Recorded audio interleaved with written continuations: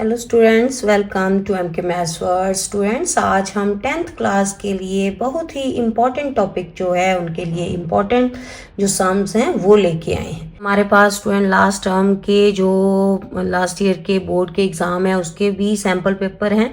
उसके अकॉर्डिंग आज हम आपको बताएंगे कि कौन से ऐसे इम्पॉर्टेंट सम हैं जिसकी हेल्प से आप प्रैक्टिस करोगे तो आपके फुल मार्क्स आ सकते हैं।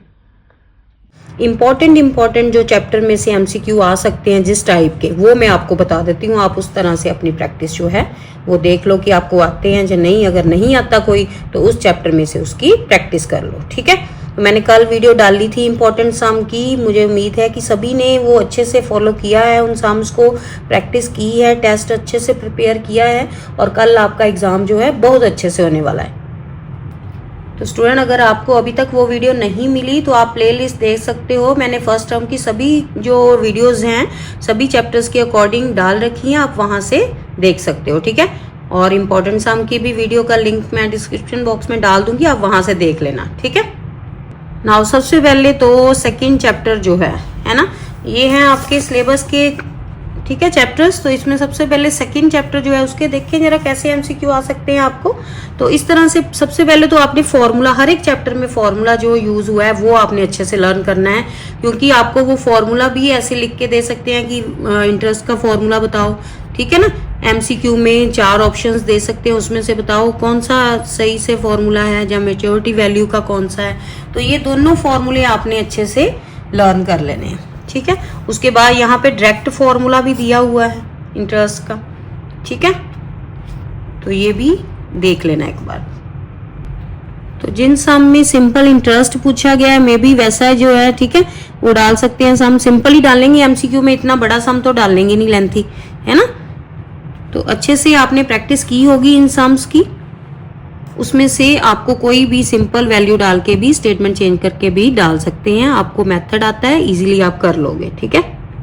जैसे 4th चैप्टर है तो वहां पे आपको सिंपल इन इक्वेशन दे सकता है, ठीक है। जैसे ये वाली जो नेचुरल नंबर से बिलोंग कर रही है, जहाँ रियल नंबर से, ठीक है। तो उसके अकॉर्डिंग आपने सिंपल सॉल्व करना तो आपको आता ही है, तो वैसे ही सम आएगा। नेक्स्ट 5th चैप्टर में क्वाड्रेटिक इक्वेशन जो है वो सॉल्व करना पूछ सकता है, कोई भी वैल्यू, ठीक है, फिल करके। जैसे 5.1 में ये सेकंड सम में, ठीक है, के की वैल्यू। 5.2 में ये solve the equation by factorisation, ठीक है, एक्स की वैल्यू फाइंड आउट करनी। तो स्टूडेंट, जब भी उसने ऐसा सिंपल कहा है ना बाय फैक्टराइजेशन, तो फैक्टर बनाओ आप, चाहे कैसे भी आप दूसरा डी वाला मेथड लगाओ, या जैसे भी आपको फैक्टर आते हैं, क्योंकि ऊपर मेंशन नहीं किया हुआ उसने, है ना। तो आप फाइंड आउट कर सकते हो जैसे भी आपको इजी लगेगा। लेकिन अगर उसने बोला है कि क्वाड्रेटिक फॉर्मूले से ही जो सॉल्व करना है तो उसी से करोगे, ठीक है। जैसे ये 2 सिग्निफिकेंट फिगर्स, ये 3 सिग्निफिकेंट फिगर्स, ऐसे सम तो आपको सम में ही आएंगे। मे बी सिंपल आ सकता है कि find the value of x वाले एमसीक्यू में। नेक्स्ट 7th चैप्टर जो है उसमें से 7.1 का ये ऐसे आ सकता है, 4th प्रपोर्शन, 3rd प्रपोर्शन या मीन प्रपोर्शन वाला सम एमसीक्यू में, ठीक है। ये जो फॉर्मूले हैं 7.3 से पहले वो भी अच्छे से लर्न करना। 7.3 का ये 6 नंबर सम, ठीक है, ये तो सम में ही आएगा वैसे। बाकी इसके सम सभी एक्सरसाइज के और एग्जांपल्स मैंने कल वाली वीडियो जो है इंपॉर्टेंट सम की बनाई, उसमें आपको बताए हुए हैं इंपॉर्टेंट सम, ठीक है। नेक्स्ट 8th चैप्टर में फैक्टराइजेशन वाले सम हैं, ठीक है, थ्योरम वाले थ्योरम यूज करके। इसमें तो मोस्टली सम में से ही आएंगे, ठीक है। एमसीक्यू में कोई सिंपल, ठीक है, बाय यूजिंग रिमाइंडर थ्योरम वो आ सकता है एक। नेक्स्ट 9th चैप्टर जो है इसमें वो आपको पूछ सकता है कि जीरो मैट्रिक्स कौन सा है, यूनिट मैट्रिक्स कौन सा है, मैट्रिक्स दे के, ठीक है, एमसीक्यू में। जहाँ ये वाला फर्स्ट सम जो है ऑर्डर कौन सा है इसका, ये 3rd सम, ठीक है, ऐसे सम्स।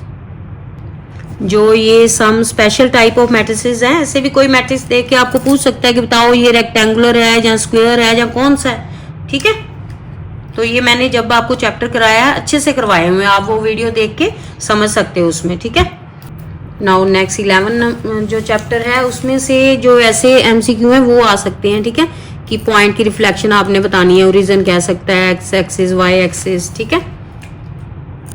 नेक्स्ट 15 चैप्टर जो है, इसमें इस तरह से वो पूछ सकता है कि बताओ कि एक पॉइंट से जो लोकस है वो क्या फिगर बनाता है, ठीक है, तो वो क्या बना रहा है, सर्कल, ठीक है। इस तरह से छोटे छोटे क्वेश्चन जो है पूछ सकते हैं। नाउ लास्ट 23 चैप्टर जो है प्रोबेबिलिटी, तो इसका फॉर्मूला पूछ सकते हैं, favourable outcome over total outcome. Sure event की जो प्रोबेबिलिटी है वो पूछ सकते हैं, 1 होती है। इम्पॉसिबल इवेंट की 0 होती है प्रोबेबिलिटी, ठीक है। तो ये आपने याद रखनी है। कार्ड्स के बारे में, ठीक है, उसमें आ सकता है कोई एमसीक्यू। कार्ड के बारे में भी पेज 574 में मैंने आपको पूरा डिटेल से समझाया है, यहाँ पे जैसे लिखा हुआ है, ठीक है। तो ये याद रखना आप। जैसे ये एग्जाम्पल 11 है, तो इसमें कोई भी एक पार्ट वो पूछ सकता है, सभी ना पूछे तो। एग्जाम्पल नंबर 10, एग्जाम्पल नंबर 14, ये जो लास्ट में आपको एमसीक्यू दिए हुए हैं, पहला एमसीक्यू, ठीक है, सेकंड वाला, ये थर्ड, ये 13 नंबर वाला, ठीक है, ये कर लेना अच्छे से। तो इस तरह स्टूडेंट ये वाले जो फर्स्ट टर्म के आपके सिलेबस में चैप्टर्स हैं उनके मैंने एमसीक्यू बता दिए हैं। मेरे ख्याल से तो आपको सभी अच्छे से आते होंगे। बेस्ट ऑफ लक, अच्छे से पेपर करके आना कल वाला, ठीक है। और बेटा वीडियो को लाइक शेयर जरूर करना। Thank you. तो स्टूडेंट देखा है, ऐसी और स्टडी बेस्ड वीडियो के लिए हमारे चैनल को लाइक करें और सब्सक्राइब जरूर करें। Thank you.